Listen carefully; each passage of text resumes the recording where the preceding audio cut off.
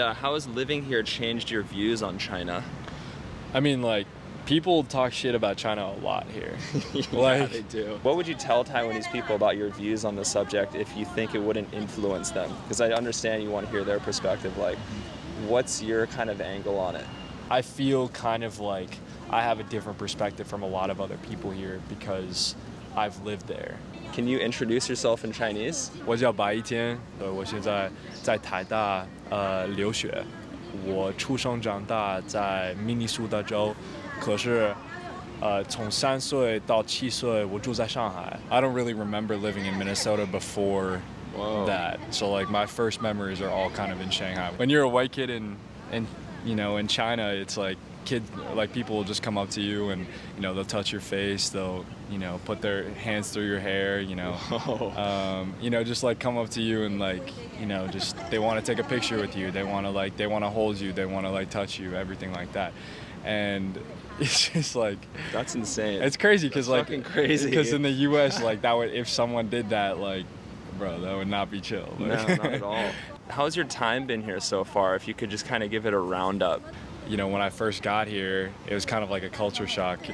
On my street, like where I live, probably like a car will pass every minute or so. But here it's like hundreds of mopeds. When you're crossing the street and the light turns green, it's just this roar of moped engines starting up, and then just this wave that goes past.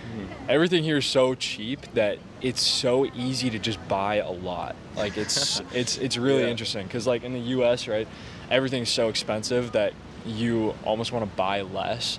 But here, because there's a 7-Eleven on every fucking block, I'll be walking and I'll go in and I'll be like, all right, I'm gonna get some Pocky, or I'm gonna get a drink or something like that. And then later in the day I'll be passing by another 7-Eleven and I'm like, all right, I'm hungry.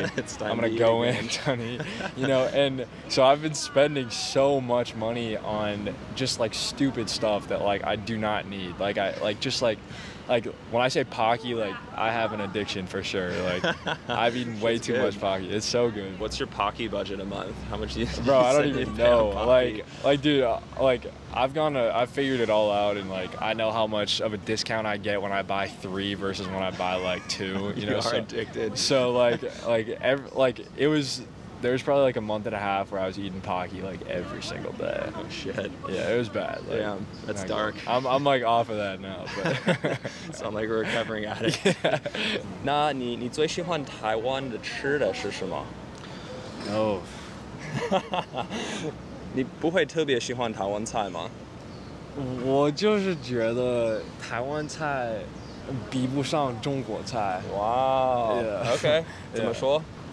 因为中国这么大，有就是每个地方都有不一样的菜肴。对啊。可是，在台湾差不多都一样，都是牛肉面、臭豆腐这样。臭豆腐太不好吃了。我就喜欢7-Eleven Pocky 对，因为这个非常方便嘛。所以你不喜欢蚵仔煎那种的？不太喜欢。很诚实啊。对，很诚实。对不起。Socially, Taiwan is fantastic, right? There's nightlife here, which is crazy. There's bars, clubs, just all kinds of things that you can do. The nightlife is just it's great, and so it's a lot more fun, I would say personally, than nightlife in Minnesota. Yeah. Could imagine it being kind of overwhelming in a way, where you have so many options and just so much stuff to do that you can't even concentrate.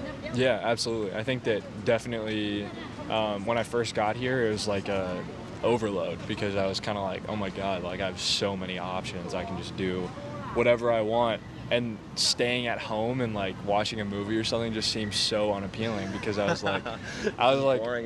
bro, why would I do that when I could just be out? Living right in the middle of the city, you could ride a bike to the club. Yeah, exactly. That's what I do. Yeah. I take a U-bike there. Do you feel that women here are actually interested in dating foreigners, and if so, or are all women interested or just like some? From what I can tell, it's kind of like sort of half and half. But I definitely have like encountered people who just are totally not interested in me. So the stereotype is that if you're white here, you're gonna find a date right away. I've heard that from many Taiwanese people. It's there if I want it, which is like, I feel like it's kind of like a hard topic to talk about because like I don't want to sort of like indulge the white privilege that I have here.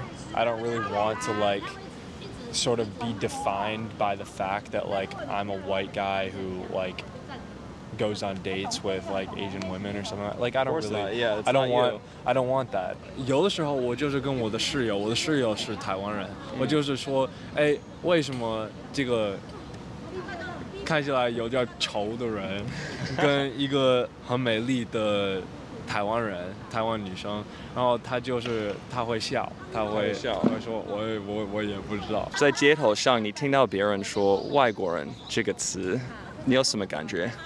走路到学校的时候，我常常会听到“哎，外国人”。有的时候我觉得是好笑，有的时候让我生气一点，因为我会说中文，我听得懂你说的话，可是我不想就是告诉每个人我会说中文，我听得到，我听得懂你说的话，因为这个是很麻烦的事情。It's just like frustrating for me because like no matter how good my Chinese gets, I will always encounter that. Yeah, always. Always. Trust me, it's not gonna stop. Yeah. Have you ever actually said anything to someone? The only times that like I've ever said anything is like I'll be like walking at night or something like that, and there'll be like some drunk college students behind me. What I've done a couple times is like I've like pointed something out about them in Chinese, like they'll like be laughing, and then I'll turn around and I'll like say something about like what they're wearing or something. You're like, oh shit, can't be saying that. Yeah, that happened. I was running the other day, and there's two old guys like also like walking in the park. And they saw this foreign woman, and they're like, wow. 你看那个外国女生，她屁股好大。And I'm just like, turn around like, yeah, 屁股好大。Just like, that's not cool. You can't say shit like that, you know? Yeah, absolutely. And so it's just like, it's kind of like those moments where like you like make fun of them in Chinese, and they're like, what the fuck? Yeah, just kind of like mind blown. Yeah. Which, I mean, I wish in those moments I was more patient, but at the same time, it's like, it's a teachable moment to be like, not everyone just comes over here, fucks around and leaves. Like, people are invested in learning the language, the culture. Absolutely. And I think that that's something that, isn't talked about very often. So your dad's a Chinese teacher now. Interesting. Okay. Crazy. So like, that's also kind of crazy because he studied Chinese before it was cool. Yeah. Pretty much. Like he was studying Chinese, in the 80s and 90s? He went off to college and took Chinese for 2 years, and kind of the same results. He wasn't really doing very well, and his teacher told him, listen, you either got to switch languages or you got to go to China. I mean, no one spoke English there. Like, no one spoke English. And so he had to navigate, a world 8,000 miles away from home with no way of contacting his family. You lived in China, and your dad is now a Chinese teacher. Is that kind of like laid the foundation in your mind that like Chinese is important to learn and appreciate? It's so helpful. It's so helpful to be able to speak more languages than your native tongue. For my dad to, push that on me and just be like, I want you to learn Chinese, I think I'm incredibly grateful that he did that. So as a kid, did you have any kind of pushback towards that? Like, I don't want to learn. Yeah.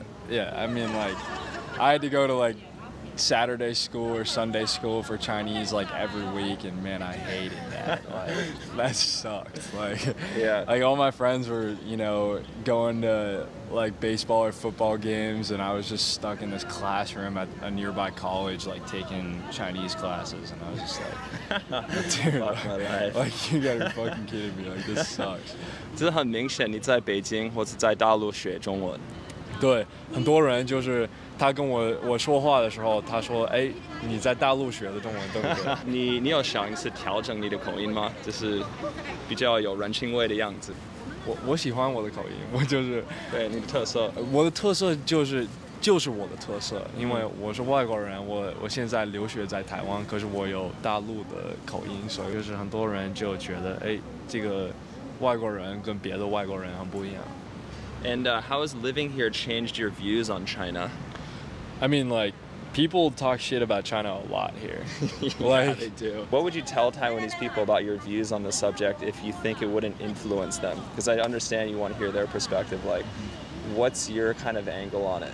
I feel kind of like I have a different perspective from a lot of other people here because I've lived there. And so I think that, like I just said, I don't really like the government, but I love the country. And so it's like hard to like kind of convey that to people here because they don't really understand it. Because a lot of people here have never been to China.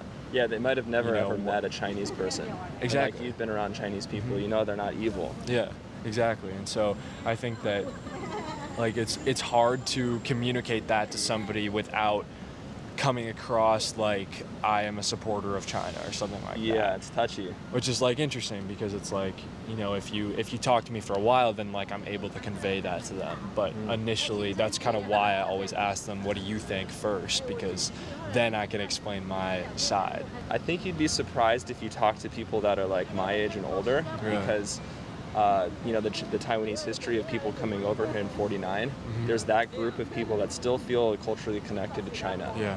And like, so, but it's interesting to hear you and your interactions with young people, and that's like completely gone at this point. Yeah. So they don't feel any kind of connection to China, No. like the literature, the art, kind of the history, nothing. No, because I mean, I remember reading about this somewhere, I'm not sure where, but I mean, like recently Taiwan decided that they were going to stop teaching Chinese history first. They were going to start teaching Taiwanese history and then eventually teach Chinese history later, right? And so a lot of people here who are my age grew up with Taiwanese history and like then they learned Chinese history. And so they like learned about like the bad things that China has done. Whereas like when you learn about something from like a really young age, like when you learn Chinese history from like a really young age, I feel like it's like harder to feel animosity or like anger towards China.